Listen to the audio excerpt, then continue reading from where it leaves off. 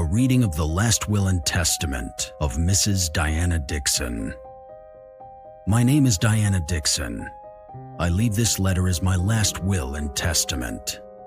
My belongings, what few I have, should be donated to the local diocese, along with this letter. I am sure I will be dead or gone when this finds you.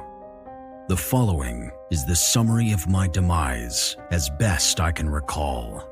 I am of sound mind, despite what the details of the tale I am about to tell might suggest.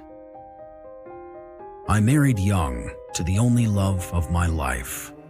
1 year after the vows and lace, my Casey carried me across the threshold of the place we would call our own.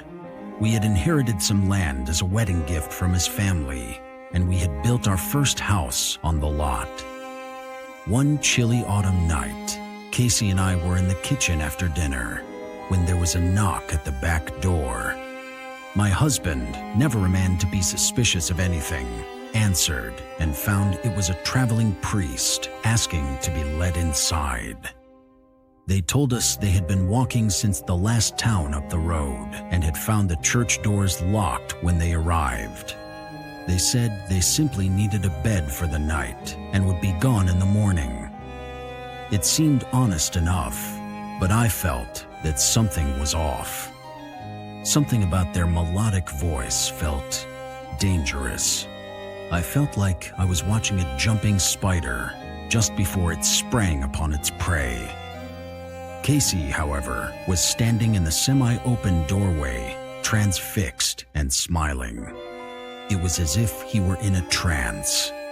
Our porch light was on, but the priest was still somehow shrouded in the darkness. I slipped around behind Casey and tried to get a glimpse of their face without making it obvious this was what I was doing. What I saw made my blood run cold. What stood at our door was not a priest or even a man. It was shaped like a man, but everything about it was unnervingly askew. I can only describe what I saw as a vampire. What it truly was, I do not know, but it looked how I imagined a vampire would look, were there such a thing.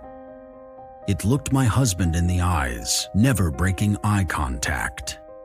As my Casey spoke to it, I realized its mouth did not move, yet I somehow still heard a voice, almost as in a dream, only hearing the words in my mind. The only sounds my ears actually heard were the quiet stirrings of the night outside and the hum of the refrigerator. My husband turned to me, a soft, sleepy smile on his face, asking if we could let the kind priest in. The creature then turned to me, and for a moment, I forgot everything I had noticed. I began to fall under the same spell, its haunting yellow eyes catching my own, as if in a warm embrace. I felt as if I were falling asleep and entering the most pleasant dream. My body still knew something was wrong, and thankfully, before I could answer, I must have turned my head and averted my gaze before the spell fully took hold. I turned away, looked to the floor, and told my husband to close the door. He was confused, but he did as I asked. The humanoid creature at my back porch seemed to growl, then chuckle. It retreated further into the shadow that hid it. Or rather, the shadow rushed up to hide it once more as it stood there. I led Casey to the living room, and we sat down in front of the TV, me on the couch and him in his recliner. After a moment, though, he seemed to hear something I did not. He attempted to cover up this fact by mumbling that he wanted a snack and went to the kitchen. Obviously suspicious, I followed him. He tried to secretly sneak up to the door, and I broke into a run, pleading with him not to open it. He was a strong man and absent-mindedly brushed me aside. He pulled the door open and invited the thing inside. It seemed to slide in like a snake, the darkness dispersing as it came inside like smoke. Once inside, it looked at me in the eyes, pulling my husband in as if for an embrace. I heard its low, rumbling laugh in my mind once more, as I watched helplessly as it held my Casey close. I cried for it not to touch him, but my fear glued me to the floor. It opened its mouth, full of sharp, jagged shark teeth, and bit his neck. It ripped him open. His warm, sticky blood sprayed everywhere, covering me from my forehead to my waist. In that moment, I was freed from my trance, and whether through cowardice or an innate sense of self-preservation, raced to the nearest neighbor's house. Crying and covered in blood, I banged on the door until they let me in, thinking the worst had happened. They were correct, but they could not know how correct they were. That night, I saw the thing standing outside, looking at me. It did not have a smile on its face, but it had a smile in my mind, as if psychically taunting me.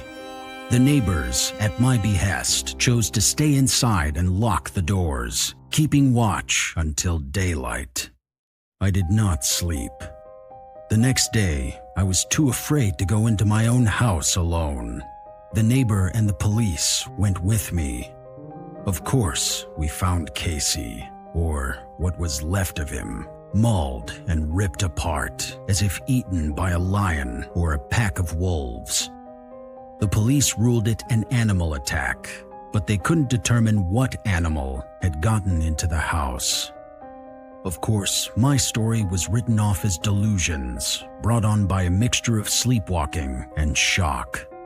I insisted, pointlessly, that I had not been asleep. I gathered what necessities I could carry and left town. I traveled from family member to family member, sleeping in spare rooms and on couches until I was able to nail down consistent work in a new place. I never stayed anywhere for long, always uncertain when that thing or something like it would show up again. And every now and then, I thought I saw it watching me, at the train station, on the sidewalk, at a restaurant, never in the same place or even the same town twice, like it was hunting me slowly, keeping tabs on me, keeping me afraid and on the move.